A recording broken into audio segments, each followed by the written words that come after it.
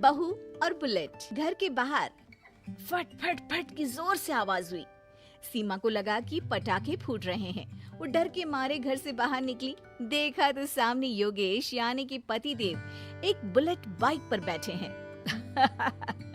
अरे डर गई क्या?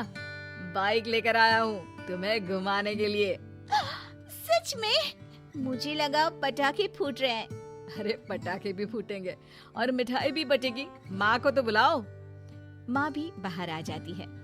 अरे योगेश बेटा, इतनी जल्दी आ गया? और ये गाड़ी किसकी है? साहब की है? हाँ माँ, तुम्हारा बेटा साहब से कम है क्या? मेरी ही है। अरे बेटा, इतनी बड़ी गाड़ी ले ली, इससे तो तू घोड़ा ही ले लेता। महंगी पड़ी होगी ना? माँ महंगी सस्ती छोड़ो और मिठाई लाया हूँ, गांव में बंटवा दो। अरे बंटवा क्यों दो? पीछे बैठो, गांव में बांट कर आते हैं। सब खुश थे। योगेश गांव के बाहर एक कोयले की खदान में मजदूरी करता था। मेहनत और अकल से उसने वहाँ ठेकेदारी का काम सीख लिया और सूझबूझ से ठीक ठाक पैसा बनाने लगा। गांव में बात फैल गई कि योगेश के घर धमाका गाड़ी आई है। ऐसी गाड़ी पहले कभी किसी ने गांव में तो देखी नहीं थी। योगेश और माँ गाड़ी से वापस घर आ जाते हैं। बेटा, बाबूजी ऊपर से देख रहे होंगे और आशीर्वाद भी दे रहे होंगे तुझे। वो होते तो उनको भी घुमाता माँ। पूरे गांव में नाच नाच के मिठाई बांटने जाते। जैसे मैंने नाच नाच के बांटी थी जब वो अपने लिए एक साइकिल लेकर आए थे। बस बस, बाबूजी दो बात भी सुनाते कि फटफट वाली फटफटी ले आया। सीमा आगे कहती है, अपने लिए तो ये गाड़ी ले आए और मेरे लिए? अरे ये गाड़ी तुम्हारे लिए ही तो है। पक्का मेरे लिए है? अरे पक्का तुम्हारे लिए है। अगली सुबह जब योगेश सो रहा होता है तो उसे बाहर से गाड़ी की आवाज आती है। वो घबरा कर चिल्लाता है, चोर चोर, मेरी गाड़ी ले जा रहा है, चोर चोर। माँ भी जागती है और योगेश के साथ दरवाजे की तरफ भागती है। जैसे ही दोनों बाहर निकलते हैं तो देखते हैं कि सीमा गाड़ी चला रही है। अरे बहू, नाक कटवाओगी क्या? ये क्या कर रही हो? अरे गिर जाओगी, ये क्या कर रही हो तुम? सीमा गाड़ी को रोक कर कहती है, सारे गांव में घुमा लाई, कहीं नहीं गिरी। क्या? सारे गांव में घुमा लाई? अरे लोग क्या कहेंगे बहू? सोचा क्या एक बार? यही कहेंगे कि कितनी अच्छी गाड़ी है। अरे तुम्हारे बारे में। हाँ, कहेंगे ना कि देखो कितनी अच्छी गाड़ी पर बैठी है। बहू गाड़ी रखकर योगेश और सासू माँ के पास जाती है। तुमने कब गाड़ी चलाना सीखा? हमारे बाबूजी के पास पुरानी स्कूटर थी, सीख ली। फिर स्कूल में एक मास्टर जी भी ऐसी ही गाड़ी लेकर आते थे, उन्होंने सिखा दी। हाँ, स्कूल के मास्टर आजकल यही सब तो सिखा रहे हैं। पढ़ाई का कुछ सिखाते तो कुछ भला होता। अरे बहू, अब गाड़ी मत चलाना। हमारे परिवार में कभी किसी औरत ने पीछे से आगे की सीट पे आने की हिम्मत नहीं की है। तुम भी मत करना, समझी?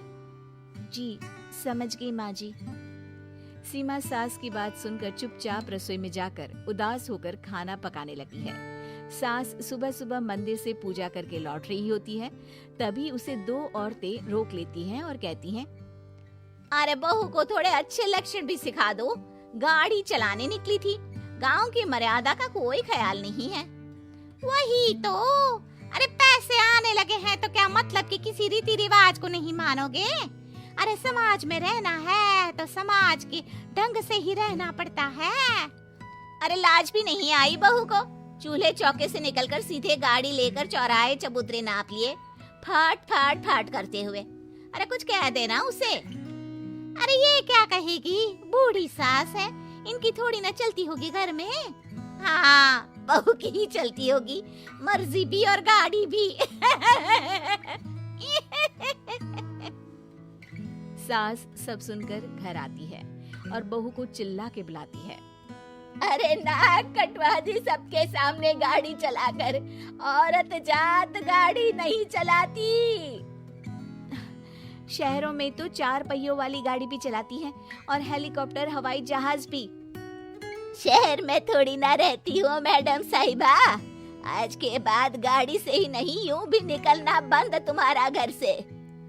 माँ सही कह रही है, कहीं भी जाना हो तो मुझे बता देना, मैं लेकर चलूंगा। आज माँ को तुम्हारे कारण कितनी बातें सुननी पड़ी। इतना कहते हुए योगेश वहाँ से चला जाता है।